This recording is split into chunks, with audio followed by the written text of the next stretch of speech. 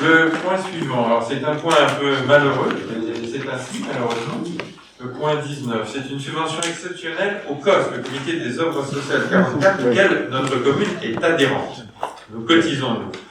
Et ça permet ensuite à nos agents de pouvoir bénéficier d'un certain nombre de prestations offertes par le COS, dont les chèques vacances. C'est-à-dire qu'un agent peut cotiser régulièrement, il va mettre son petit écho, et à la fin du temps qu'il aura décidé d'économiser, il récupère sa mise, plus un petit bonus qui lui est accordé.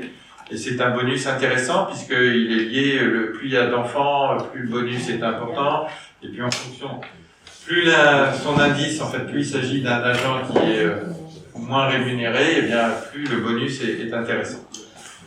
Et nous avons un agent qui a donc qui pouvait bénéficier de récupérer 210 €, qui avait fait sa demande. Les chèques arrivent ici en mairie, pour l'ensemble des agents qui demandent, et ces chèques ont été égarés.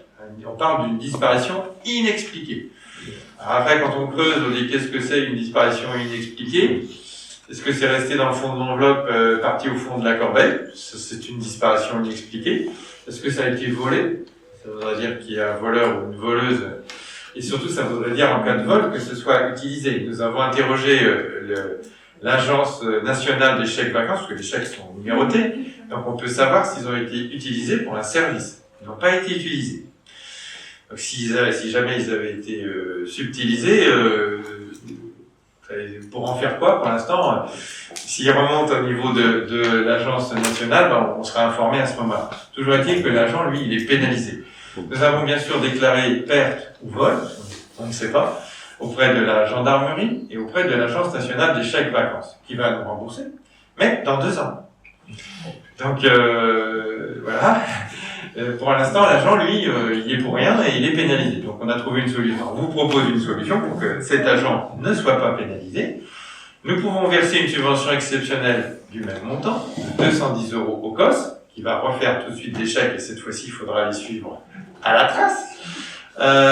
Et puis la ville, du coup, sera remboursée, mais effectivement dans ce délai de 2 ans, des 210 €.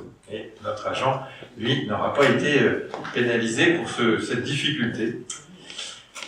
Voilà toutes les explications de cet événement. On ne va pas avoir une prochaine délibération nous demandant d'intégrer des puces GPS au chèque de vacances. Ça pourrait être une solution. Ça serait une solution numérique à la faire, mais bon, sans numéroter. Donc sauf si vous avez d'autres explications, mais je n'en ai guère plus à vous fournir, malheureusement. Je mets aux voix cette délibération. Qui s'abstient? Qui vote contre? Adopté à l'unanimité. Ça va faire le bonheur de cet agent qui va retrouver ses 210 € de chèque vacances.